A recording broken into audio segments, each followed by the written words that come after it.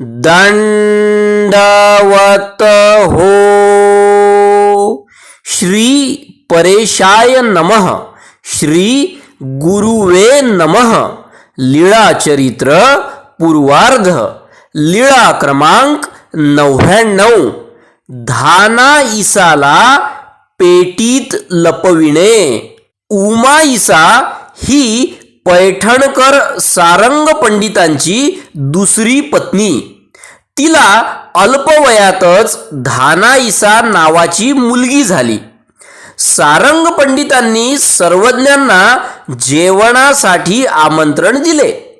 सर्वज्ञ जेवायला आले. उमा ईसाने धाना ईसाला अंगणात एका पेटीत लपविले. सर्वज्ञ उमा ईसाला म्हणाले, बाई, मुलीला बाहेर काढा, तिला दुधाची भूक लागली आहे, ती जाईल. हे ऐकून उमा ईसाची लाज फिटली आणि तिने आपल्या मुलीला पेटीतून बाहेर काढून स्तनपान दिले. दंडवत प्रणाम. लीळा चरित्र पूर्वार्ध. लीळा क्रमांक 100. धाना ईसाला कहाणी ऐकविणे. सारंग पंडितांनी सर्वज्ञांना उपहारासाठी विनंती केली. सर्वज्ञ तेथे गेले. चौरंगावर विराजमान झाले. सारंग पंडितांनी सर्वज्ञांच्या सर्व अंगाला चंदनाची उटी लावली. सर्वज्ञांच्या कपाळावर कस्तुरीचा लेप लावला. हे सर्व सारंग पंडितांची छोटी मुलगी धाना ईसाने बघितले. सर्वज्ञांची सर्वांग सुंदर श्रीमूर्तीची लावण्ययुक्त चांपे गौर कांती बघून धाना ईसाला वाटले की हळदीचे उटणे लावल्यामुळे सर्वज्ञ सुंदर गौर वर्णाचे दिसत आहेत.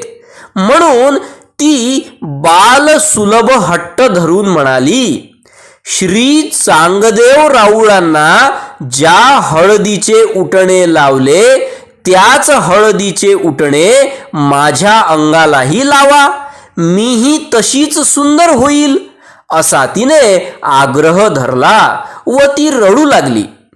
सारंग पंडितांनी सर्वज्ञांपुढे सांगितले, जीजी बघा ना, ही धानाई आपले रूप बघून जसे सर्वज्ञांचे शरीर गौर वर्णाचे आहे तसेच माझेही व्हावे असे म्हणून रडत आहे जी. यावर सर्वज्ञ धाना ईसाला म्हणाले, बाई या, आम्ही तुम्हाला कहाणी सांगणार.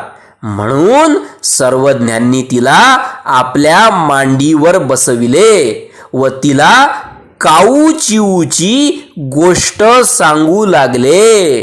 कावळ्याचे घर शेणाचे, साळीचे घर मेणाचे. पाऊस आला, शेण वाहून गेले. कावळा उघडा पडल्यामुळे उडाला, पण साळीचे घर मात्र मेणाचे असल्यामुळे ते पक्के होते, त्याला काहीही इजा झाली नाही. तेव्हा साळी आपल्या घरात शिरून म्हणते, कावळ्याला सुंदर घर करायचे ज्ञान नाही, त्यामुळे आपल्या सुंदर घरात राहण्याचे भाग्यही त्याच्या पदरी नाही. या ठिकाणी गोष्टीच्या रूपाने सर्वज्ञांनी नित्य अनित्य वस्तूंची विवेक बुद्धी दिली आहे.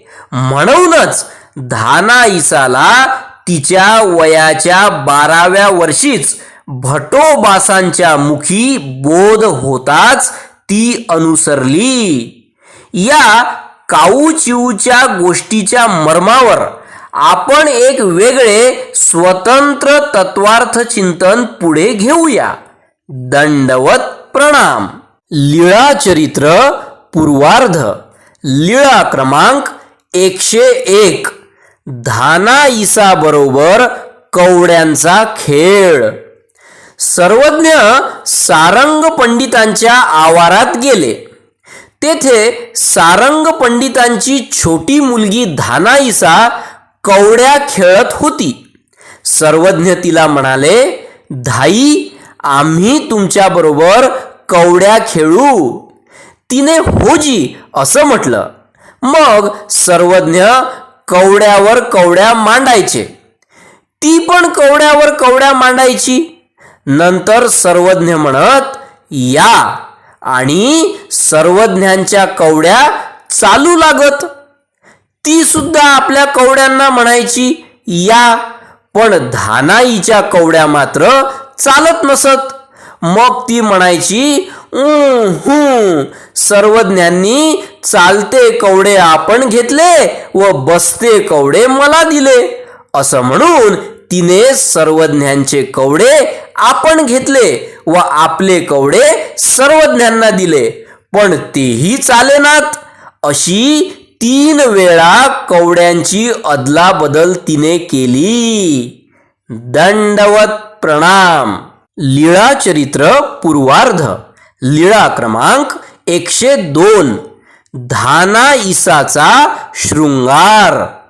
सारंग पंडित सर्वज्ञांना वेळोवेळी जेवणाची विनंती करीत असत. सर्वज्ञ जेवायला येत असत. उमाईसा आपली मुलगी धानाईसाला उत्तम कपडे घालून शृंगार करीत असे आणि विचारित असे, धानुबाई, हा शृंगार कोणासाठी केला? यावर धानाईसा म्हणायची, श्री चांगदेव राऊळ सर्वज्ञांसाठी. मग सर्वज्ञ व सर्वजण हसत असत. खरं तर ही शृंगाराची कास म्हणजे महत्वाकांक्षा, आणि म्हणूनच धानाईसाने 12 वर्षाची होताच संन्यास घेऊन परमेश्वराची आराधना केली व ईश्वराची कास धरली. दंडवत प्रणाम. लीळा चरित्र पूर्वार्ध. लीळा क्रमांक 103. साखर भाताचे जेवण. सर्वज्ञ सारंग पंडितांच्या घरी जेवण करीत होते. दूध वाढायचे राहून गेले. तेवढ्यात सारंग पंडितांची पत्नी उमाईसा आली. सर्वज्ञांनी तिला म्हटले, बाई, आम्ही साखर भात जेवत आहोत. यावर उमाईसाने म्हटले, जिजी, मी दूध वाढायची विसरली जी.